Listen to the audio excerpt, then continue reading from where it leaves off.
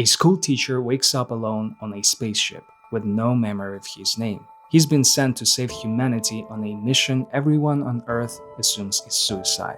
And then, in the deepest part of space, he meets the one thing he was missing back home: a friend. That's the actual story of Project Hail Mary, not the Oscar buzz, not the Ryan Gosling comeback whispers. The film is being called the next Interstellar, and the strangest part is who made it: the same two directors who gave us the Lego Movie and 21 Jump Street. Phil Lord and Christopher Miller spent 15 years being labeled clever craftsmen rather than serious filmmakers, and they just delivered one of the most emotionally grounded hard sci-fi films of the decade. In this video, we're breaking down how they pulled it off, why this role marks a genuine turning point in Gosling's career, and what Project Hail Mary is really about, because the mission to save the world is the part you came for. The reason the film works is the part you didn't. Project Hail Mary is an adaptation of the Andy Weir novel of the same name. It's a prime example of hard sci-fi, where the narrative is built around real scientific hypotheses and theories. You are likely already familiar with Weir's work through Ridley Scott's The Martian, also based on one of his novels. Both films look suspiciously similar. They're essentially one-man shows, where the protagonist must use wit and scientific knowledge to escape an extreme situation. Mark Watney just needed to get back to Earth, but Ryland Grace has to save the world. For most of their careers, Lord and Miller were filed under clever comedy guys rather than serious directors. They made Cloudy with a Chance of Meatballs, 21 Jump Street, the Spider-Verse films, inventive, high-energy, but rarely talked about the same breath as Villeneuve or Nolan. Look closely at Project Hail Mary, and you can see every one of those movies hiding inside it. An ordinary man pulled into an impossible mission, the way Emmett was in the Lego Movie. Scientists trying to save the world from disaster, the way they did in Cloudy, and at the center, the body movie chemistry that powered 21 Jump Street. Except this time, one of the bodies is a stone spider in deep space. Now, the best minds in the entire world are on it. The film begins as a somber, apocalyptic drama reflected in the original title, Hail Mary. It's not just a Catholic prayer for salvation, it's an American football term for a desperate, long-shot pass made with seconds on the clock, a last hope move with a very low chance of success. According to the creators, what hooked them about Weir's novel was the emotional core, a story about a lonely man who goes on a suicide mission only to find the one thing he lacked on Earth: a friend, in the depth of space.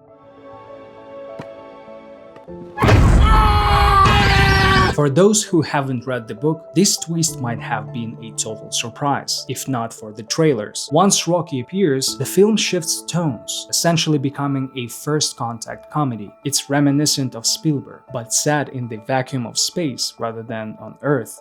In this sense, the film inherits the tradition of classic sci-fi, where contact with an alien civilization leads to positive collaboration rather than a war of the worlds.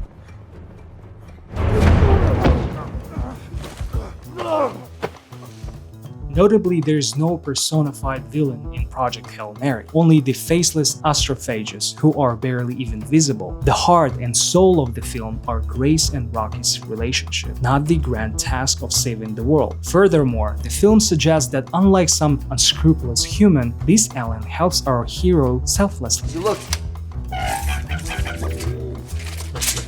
Rocky's design is distinct. He doesn't look like a cartoonish alien from Star Wars or a cute droid. He lacks anthropomorphic features, appearing more like a stone spider. Yet their encounter is deeply human. Two socially awkward characters, rarely observing one another before trying to find a common language, even while separated by physical barriers. His eating habits are exotic. Despite their outward differences, it becomes clear that Rocky and Grace are mirrors of each other. Both are loners with a passion for discovery who, facing death, haven't lost their composure and have found the strength to cooperate. Andy Weir's sci-fi is rooted in a strong humanist streak. In The Martian, the whole world watched Mark Watney's fate. Here, the entire planet unites to delay the apocalypse. Ultimately, Grace has to form an alliance with a non-human species. While hard sci-fi often skims on social commentary, this film carries a clear message. Cooperation is the only way to survive. Want to buy a lady a cigarette?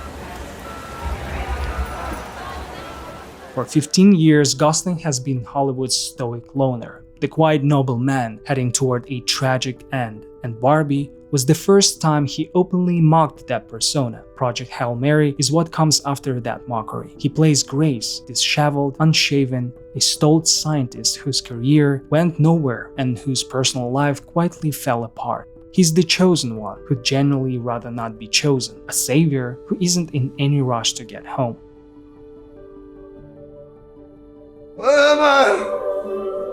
The film opens like a thriller. A man wakes up alone on a spaceship with no memory of who he is or how he got here. Amnesia plots are almost always about rebuilding an identity. To help Grace find himself, the filmmakers used a nonlinear narrative that mimics his stream of consciousness. We learn about the events leading up to the launch alongside him. This creates two parallel mysteries: how a scientist ends up in space and the actual outcome of the mission. The Earthbound and Spacebound segments are equally weighted but visually distinct. The mission prep is a gritty drama shot with handheld cameras in cold, gray tones. Space, however, is an epic.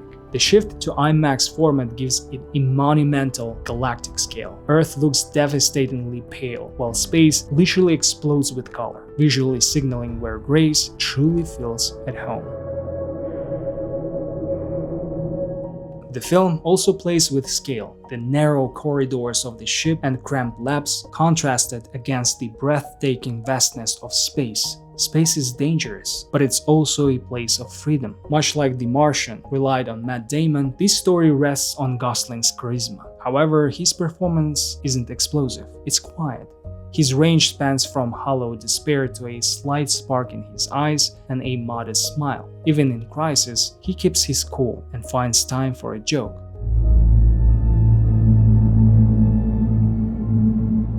The camera work mirrors his shifting world, using unconventional angles and pans to mark turning points. Wide shots both on the ship and on Earth effectively convey his isolation. To pull this off, Lord and Miller brought in Greig Fraser, the cinematographer behind Dune and The Batman, and built the ship interiors for real instead of leaning on green screens. The handheld pans, the lens flares, the smudges on the glass, it's the same trick they've been running since Lego Movie, where tiny imperfections made plastic figures feel alive.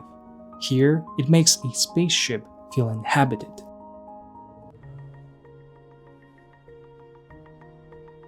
I watch you sleep, huh? Despite its dire setup, Project Hail Mary is a rare example of truly optimistic science fiction, reminiscent of the 20th century. A lonely school teacher finds a friend far from home. Aliens offer a helping hand and humanity unites. It's an infectious, inspiring film that truly earns the comparison to a new Interstellar. There are no space battles or wars of extermination, only a thrill of discovery and the ability to listen to others. Perhaps our little blue marble really does have one more chance.